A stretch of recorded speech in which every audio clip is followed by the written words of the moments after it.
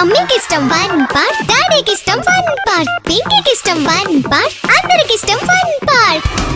మీ holidays ని జాలీ days గా మార్చుకోండి ఫన్ పార్క్ తో. మైమర్పించే వాటర్ రైడ్స్, అబ్బురపరిచే థ్రిల్లింగ్ రైడ్స్ తో పాటు ఇంకా మరెన్నో. వినోదానికి ఉల్లాసానికి లేదు మరొకటి సాటి. తప్పక విచ్చేయండి fun park, the one and only destination fun park, Golagamudi, Nellore.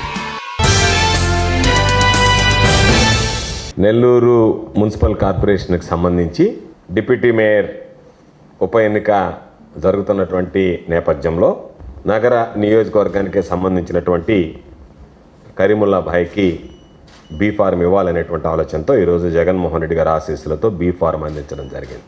YSR Congress party ఏ రోజైతే ఒకవేళ మనం పోటీకి నిలపాలి అని అనుకుంటే ఖచ్చితంగా ఆ సీటు మైనారిటీలకు ఇవ్వాల్సిందే అనేటువంటి అభిప్రాయం ఒక సమాచారం వెళ్ళిన తర్వాత విధి లేనటువంటి పరిస్థితుల్లో గత్యంతరం లేక ఈరోజు తెలుగుదేశం పార్టీ కూడా మైనారిటీ అభ్యర్థిని మేము ప్రకటించామని చెప్పి చెప్పుకోవడం జరిగింది. ఎంత సిగ్గు చేయటనేటువంటి విషయం అంటే మున్సిపల్ శాఖ మంత్రిగా ఉండేటువంటి నారాయణని చూస్తే పాపం నవ్వాలనా ఏడవాలనా తెలియనటువంటి పరిస్థితి. ఎందుకంటే అసలు ఒక పరిణితి చెందినటువంటి నాయకుడు మాట్లాడేటువంటి విధంగా కానీ ప్రవర్తించేటువంటిగా కానీ ఆయన పరిస్థితులు లేవు.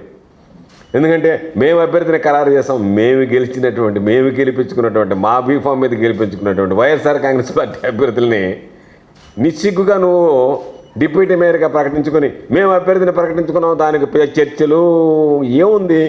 నీకు ఎవరో తెలియనటువంటి వాడిని తీసుకొచ్చి నా బిడ్డలను ముద్దాడినట్టుగా నీకు సంబంధం లేనటువంటి వాళ్ళని తీసుకొచ్చి ఈరోజు మీ వాళ్ళు మాట్లాడుతున్నారు. నిజంగా మీ వాళ్ళు మాట్లాడే మాటలు వింటే అసలు మా వాళ్ళైతే పాపం గెలిచినటువంటి వాళ్ళు ఒకవేళ మీతో ఉన్నా వాళ్ళకి మానం అభిమానం అనేటువంటిది ఉంటే ఒక్క క్షణం కూడా ఉండరు. ఏం మాట్లాడుతున్నారు మీ వాళ్ళు?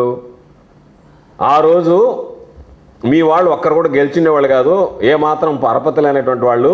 మీరు దౌర్జన్యాలు చేశారు కాబట్టి వీళ్ళు గెలిచారు, కానీ లేకపోతే మా సత్తా ఎందుకు చూపించిన వాళ్ళం మా వాళ్ళందరూ గెలిచిండేవాళ్ళు అంటున్నారు. అంటే ఏంది? మీరు దౌర్భాగ్యులు, బలం లేనటువంటి వాళ్ళు, రాజకీయాలకు పనికిరానటువంటి వాళ్ళని చెప్పకనే చెప్పేటువంటి పరిస్థితి ఏర్పడింది.